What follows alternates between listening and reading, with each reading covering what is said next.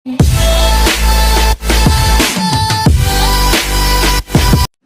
mga Lods, ayan, may pinadala sa atin, no?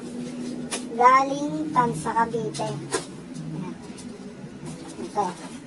Pinalalamog lang papunta dito sa ating mga Lods, sa Taytay Rizal. Okay.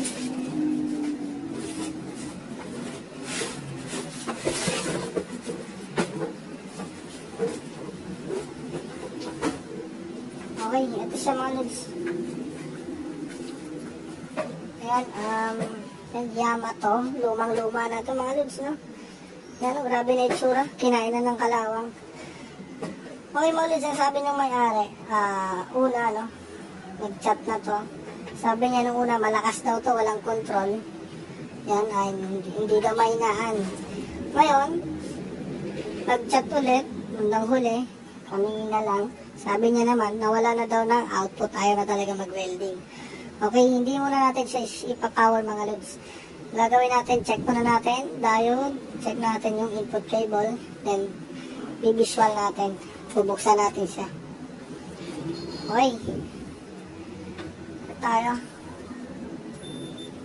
Check natin. Good naman yung kanyang diode. Wala na siyang switch, nakarekta na siya mga Lods. Okay, okay naman. Buksan natin.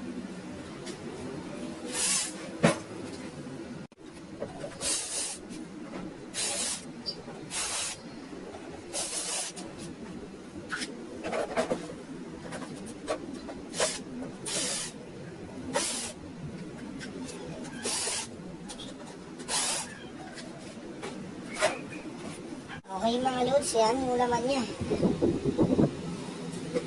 Visual natin yan. Mukhang wala namang sunog eh. Matibay rin yung connection niya rito mga Lods. Kahit luma na siya, hindi man lang nag-loose yung terminal dito. Usually kasi pag luma, nasusunog yan. No? Nag-loose dito, nag-spark, natutunaw yan. Pero ito okay pa. Yan. Ito yung kanyang PWM circuit board. Yan. IC, op-amp, MOSFET driver. Tapos ito yung kanyang rectifier, nakarekta na yung saksakan niya. Yan. Ito yung soft-start relay niya. Yung capacitor niya dito sa loob. Then IGBT, dalawa lang. Ang output diode niya, 4. Sa dalawa, 4. Kung IGBT, pwede pang dagdagan ng dalawa. Ito. Meron siyang slot ng IGBT. Pwede pang dagdagan ng dalawa to para mas lumakas. Pero, siyempre dapat yung power supply, yung iba pang kailangan taasan para hindi kapusin pagka nagdagdag tayo ng IGBT. Dapat tataasan din natin. Okay, check natin muna ito mga Lods. MOSFET driver, IGBT, rectifier, yan. Check natin. Okay. Okay. Yan. MOSFET driver muna tayo mga Lods.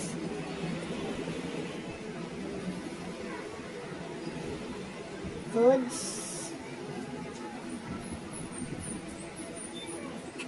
Okay, goods yung MOSFET driver natin. Ito naman yung kanyang rectifier. Oops. Ay, ito mga Lods, mayroong mababa resistance niya. Mukhang may problema.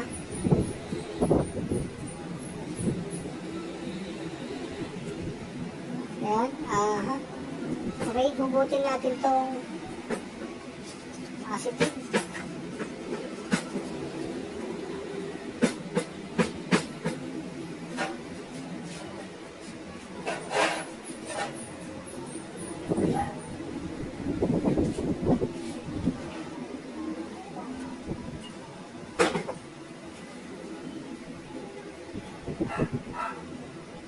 Okay, good naman yung rectifier niya. Yan. Okay, dito tayo sa IGBT mga Lods. Okay yan mga Lods, shorted na yung IGBT niya. Yan, shorted na siya. Try natin ng DC. Okay. Okay, kakalasin muna natin yung IGBT niya mga Lods. Tapos power natin. sukat tayo ng frequency dito kung pwede ba natin lagyan ng IGBT or hindi. Okay, isa pa pala mga lods, no? Meron tayong suspect dito mga lods eh. Itong IGBT kaya ito nasira kasi ang sabi ng may-ari na ito, bago nawala ng output ata ito, is malakas daw yung kanyang output. Walang control, no? Walang control kahit daw napakahina ata, mas malakas pa rin. Ngayon dahil walang control, laging naka-maximum yung kanyang output, bumigay yung IGBT niya, no? Kaya gagawin natin, tatanggalin natin yung IGBT. Then sukatin din natin ito, potentiometer niya, kung nakakontrol ba to or hindi. Okay? Yun muna, tatanggalin muna natin itong IGBT.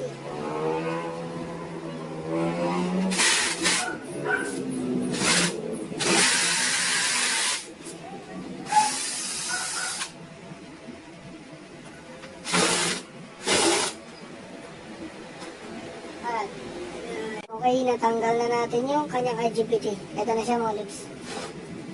Okay, tester natin.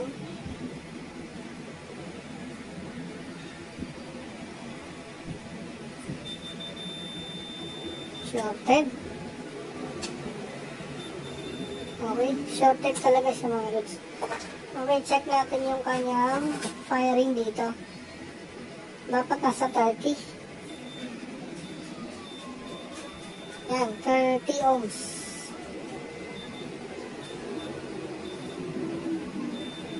Ganon dito mga lods, 30 ohms. Okay. Okay naman yung kanyang IGBT, firing ng IGBT.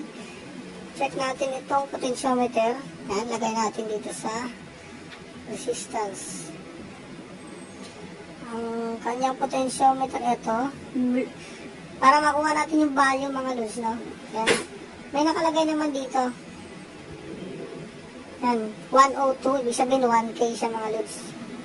Dulo lang. Yan, nasa 1.1K. Ngayon, yung wiper niya, tingnan natin. Dapat yung isa nasa gitna, no? Zero natin siya, yan. Mababa. Tapos adjust natin dahan-dahan. Okay, hanggang sa mag 1K.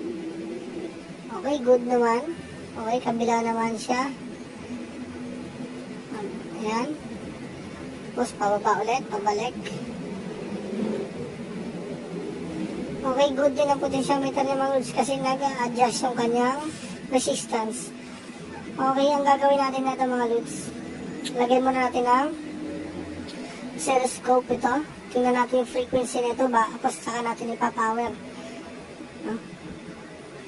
Okay. Lagyan muna natin. Okay mga lods. Ayan. Nilagyan na natin siya ng oscilloscope. Ayan.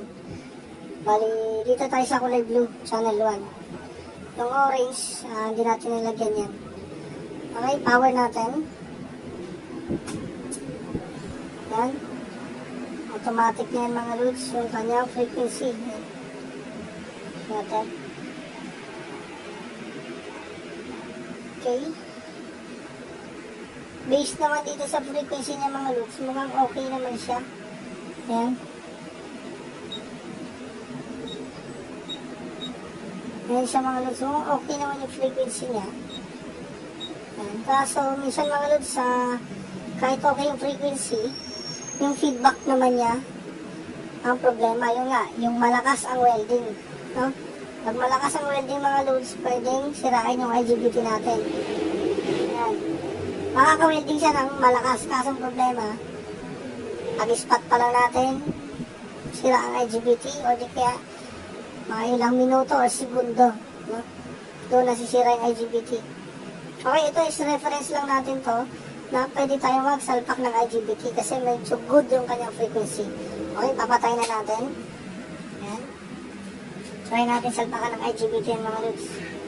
Okay. Nakasira yan. Lakas. Okay, mga lods. Ayan. Okay, tinesting natin. Kinabitan natin ng IGBT. Di ba, okay na yung frequency niya. Kinabitan na natin ng IGBT siya mga lods. Dalawa. Tinesting natin ang welding. Sobrang lakas ng kanyang output kahit naka-zero ito. Okay yung potentiometer. Ngayon, ayan, select natin to.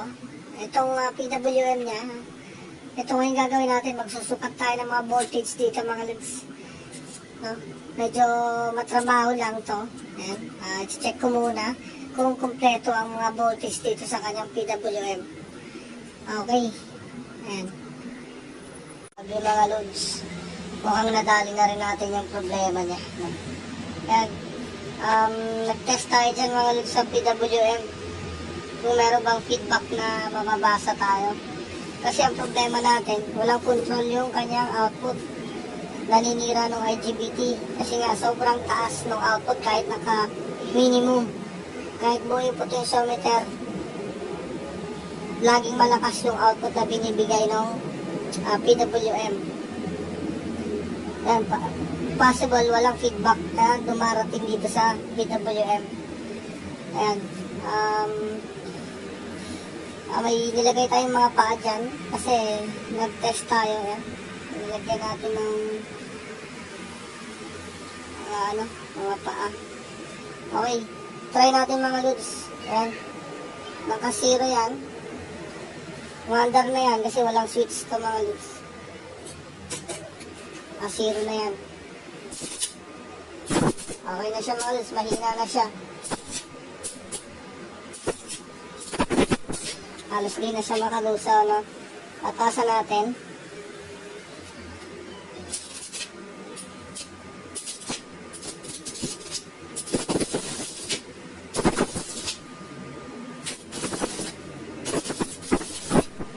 Lakasan pa natin kalahati. Ayan.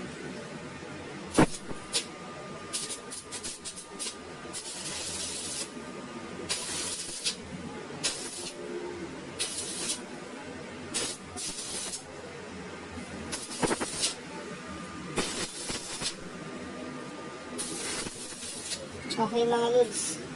Okay na siya.